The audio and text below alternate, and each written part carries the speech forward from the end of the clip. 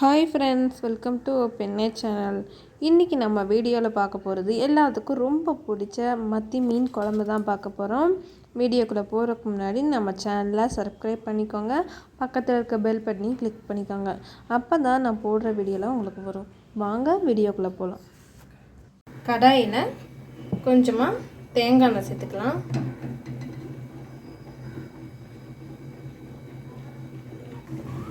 எண்ணெய் சூடாயிடுச்சு. கடுகு ஒரு டீஸ்பூன் சேர்த்துக்கலாம்.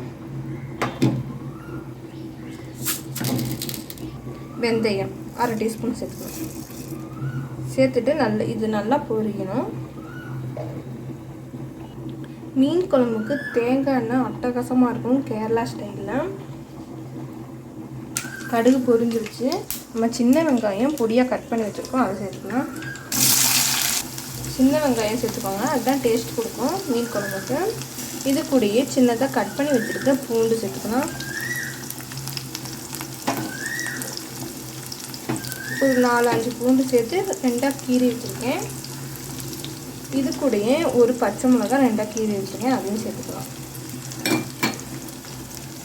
வெங்காயம் நல்லா வதங்கணும், அப்போ தான் நல்லா டேஸ்ட் இருக்கும். நல்லா வதக்கிக்கோங்க.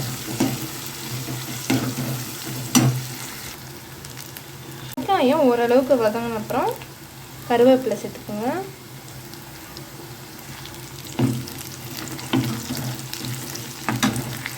பாருங்க, வெங்காயம் ஓரளவுக்கு நல்லா வதங்கிருச்சு. இப்போ ஒரு சின்ன தக்காளி எடுத்து போட்டுக்கலாம். சின்ன தக்காளியும் எடுத்துட்டு தக்காளி நல்லா வதங்கணும், அது வரைக்கும் வதக்கிக்கோங்க. நல்லா வதங்கிருச்சு. இப்போ மிளகாத்தூள் சேர்த்துக்கலாம். 1.5 டீஸ்பூன் சேர்த்துக்கலாம். வீட்டில் அரைச்ச மிளகாத்தூள் தான் நம்ம எடுத்திருக்கேன், நான் ஏற்கனவே வீடியோ போட்டிருக்கேன். இதுலேயே மஞ்சத்தூள் சேர்த்துக்கலாம். அரை டீஸ்பூன் மஞ்சத்தூள்.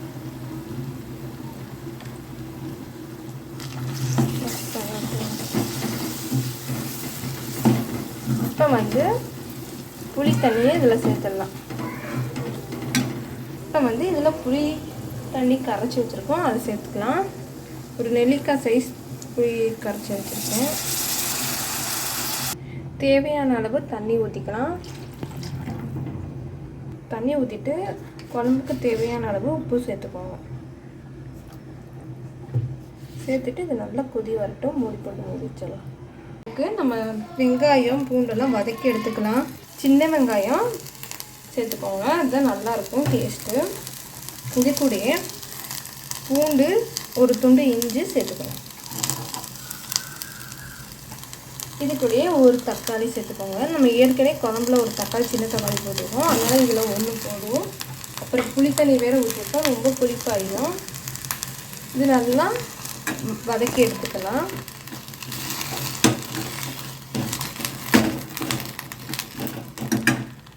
பாருங்கள், வெங்காயம் தக்காளி நல்லா வதங்கிருச்சு.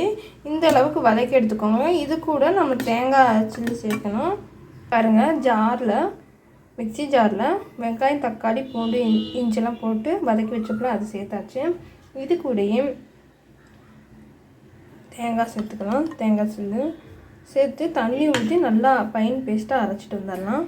ரொம்ப நல்லா கொதிச்சிருச்சு. இப்போ நம்ம அரைச்சிட்டு வந்திருக்கேன் மசாலாவை இதில் சேர்த்து தக்காளி வெங்காயம் பூண்டு இஞ்சி இது கூட தேங்காய் அரைச்சிட்டு வந்துட்டோம். இதை குழம்புல சேர்த்துக்கலாம்.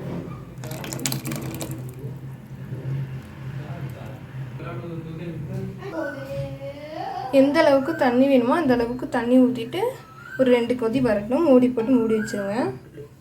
பாருங்கள், குழம்பு நல்லா கொதி வந்துச்சு. இப்போ நான் மத்தி மீன் எடுத்துருக்கேன், மத்தி மீன் சேர்த்துக்கிறேன். நீங்கள் எந்த மீன்னாலும் சேர்த்துக்கலாம். நான் மத்தி மீன் சேர்த்துருக்கேன். 1/2 கிலோ மத்தி எடுத்துருக்கேன்.